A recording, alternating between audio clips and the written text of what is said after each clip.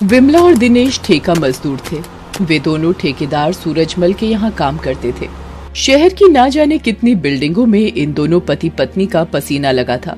एक दिन की बात है, उन दोनों ने अपना काम खत्म किया, दिन भर की दिहाड़ी ली और अपने घर की ओर चल पड़े। लेकिन रास्ते में बहुत तेज बरसात शुरू हो गई। अरे, ये अचानक बारिश कहाँ से शुरू हो गई? यहाँ कहीं छिपने की जगह भी नहीं है। बादल तो थे ही विमला, तभी तो बारिश हुई। वो देखो, वहाँ वो पेड़ है ना, उसी के नीचे खड़े हो जाते हैं दोनों। वे दोनों बारिश से बचने के लिए पेड़ के नीचे खड़े हो गए। उन्होंने सोचा कि बारिश खत्म होगी तो घर चलेंगे, लेकिन पता नहीं उस दिन बारिश ने भी क्या कसम खा ली थी, वो रुक ही नहीं रही थी। बारिश तो रुकने का नाम ही नहीं ले रही है विमला। मुझे भी ऐसा ही लग रहा है। चलिए फिर ऐसे ही भीगते हुए चलते हैं। वो तो ठीक है, लेकिन डर लगता है कहीं पिछली बार की तरह तुम फिर से बीमार ना पड़ जाओ। अरे कुछ नहीं होगा मुझे, आप चलिए। लगभग 2.5 किलोमीटर चलने के बाद वो अपने टूटे फूटे मिट्टी के घर के पास पहुंचे।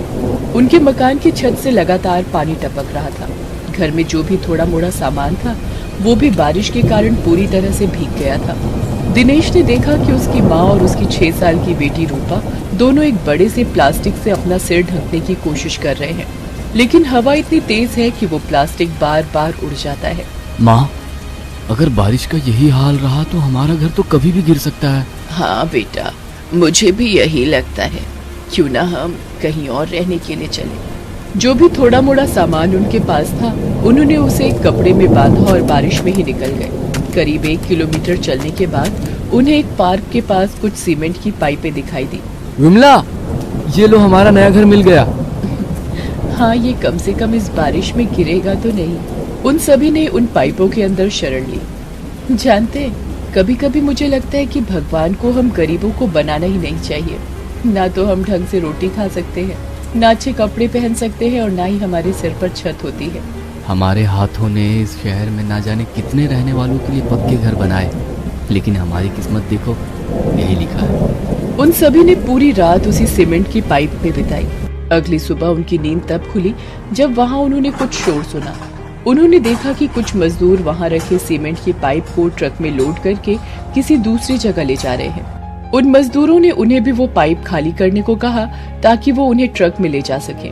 उन्होंने वो पाइप खाली कर दिया। बाबा, अब हम कहाँ रहेंगे? अब तो बारिश बंद हो गई है बेटा, चलो हम लोग अपने पुराने मिट्टी के घर में चलते हैं। वे सभी वहाँ गए, लेकिन वहाँ का नजारा देखकर दिनेश और विमला की आंखों में आंसू आ गए। कल रात की लगातार बारिश के कारण उनका मिट्टी का घर ढह गया था। विमला और दिनेश को समझ नहीं आ रहा था कि वो अब कहाँ रहेंगे। विमला, हमें रहने का कुछ ना कुछ जुगाड़ तो करना ही होगा। इस तरह सड़क पर तो नहीं रह सकते। उनके पास ज्यादा पैसे भी नहीं थे कि वो किराए पर कोई कमरा ले ले। उस दिन दोपहर तक वो हर जगह भटकते रहे, लेकिन कहीं बात नहीं बनी। विमला, मुझे लगता है कि जब तक कोई और व्यवस्था नहीं हो जाती हमें खुले में ही रहना होगा, फुटपाथ पर। उन्होंने फुटपाथ पर ही रहने का निर्णय लिया, लेकिन उनका ये निर्णय गलत साबित हुआ, क्योंकि शाम को पुलिस वाले आकर उन पर चिल्लाने लगे। अजीब हाल है तुम लोगों का। अरे फुटपाथ पर भी कोई रहने की जगह है? हाँ, अब क्या करे साहब, एक मिट्टी का टूटा फूटा घर था हमारा, लेकिन वो तो बारिश में ढह गया ना। अब आप ही बताइए, बूढ़ी माँ और छोटी बेटी को लेकर हम कहाँ जाएं? उसका ठेका हमने नहीं लिया है, जहाँ जाना है जाओ। दिनेश की बात सुनकर वहाँ खड़े पुलिस इंस्पेक्टर ने हवलदार से कहा कि ये तुम इनसे कैसे बातें कर रहे हो? अरे ये भी हमारी ही तरह इंसान है। जब इंस्पेक्टर उन्हें डांट रहा था तो सहमी सी बेचारी रूपा उन्हें देख रही थी। वो बेचारी अपनी दादी के पीछे छिपने की कोशिश कर रही थी।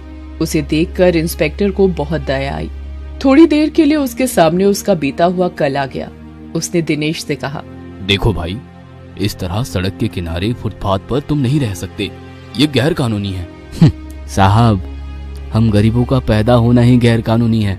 दिनेश की बातों को सुनकर इंस्पेक्टर भावुक हो गया और उसने कहा, देखो ऐसा मत कहो, भगवान ने जन्म दिया है तो वो देखभाल भी करेगा। एक काम क्यों नहीं करते, सरकार ने तुम जैसे लोगों के लिए ही तो ये रैन बसेरे बनाए हैं, तुम लोग फिलहाल वहीं जाकर क्यों नहीं रहे। दिनेश अपने परिवार को लेकर रैन बसेरे में चला गया। वहाँ पहले से ही उन लोगों के जैसे कई लोग थे। उन्होंने किसी तरह वहाँ अपने लिए जगह बनाई। विमला, कल से हमें काम पर भी जाना पड़ेगा, नहीं तो अभी रहने की दिक्कत है, कल से खाने के लिए भी मोहताज होना पड़ेगा। उस रात भी जोरों की बारिश हो रही थी। दिनेश और विमला किसी तरह सोने की कोशिश कर रहे थे।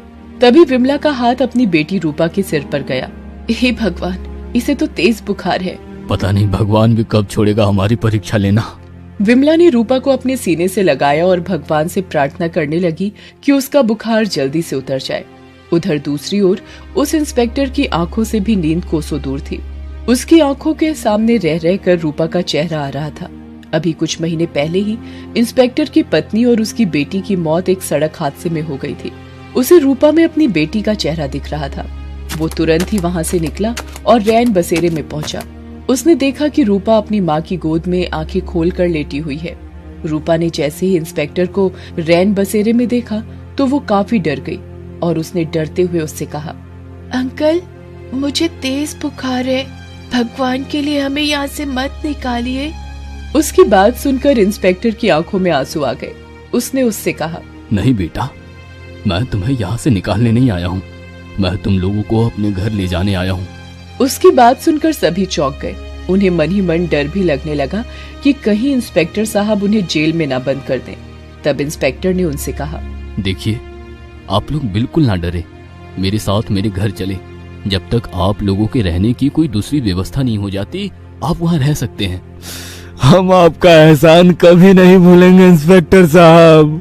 देखिए, मैं कोई एहसान नहीं कर रहा आप पर, उल्टा आप लोग मेरे पर एहसान कर रहे हैं। एहसान?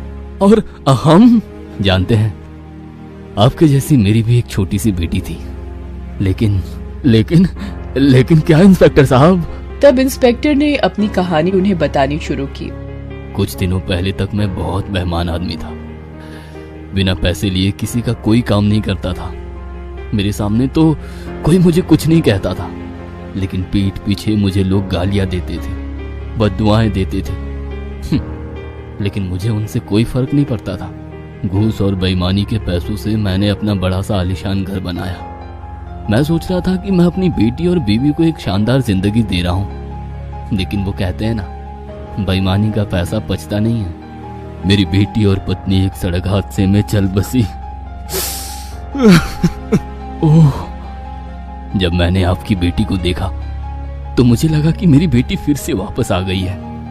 मैं घर तो चला गया, लेकिन बार बार यही सवाल मेरे दिमाग में आता रहा कि अगर मेरी बेटी जिंदा होती तो क्या मैं उसे इस तरह छोड़ देता। आप लोग मेरे साथ चलिए, यही मेरी बेटी को सच्ची श्रद्धांजलि होगी और मेरे पापों का प्रायश्चित भी। इंस्पेक्टर उन्हें अपने घर ले आया। दिनेश अपने परिवार के साथ उन्हीं के साथ रहने लगा। धीरे धीरे इंस्पेक्टर साहब की मदद और कुछ पैसे जोड़कर दिनेश ने भी अपना 2 कमरे का पक्का मकान बनवा लिया। अब उसे किसी बारिश, किसी तूफान में अपने परिवार की चिंता नहीं होती। अब उसे ऊपर वाले से भी कोई शिकायत नहीं है।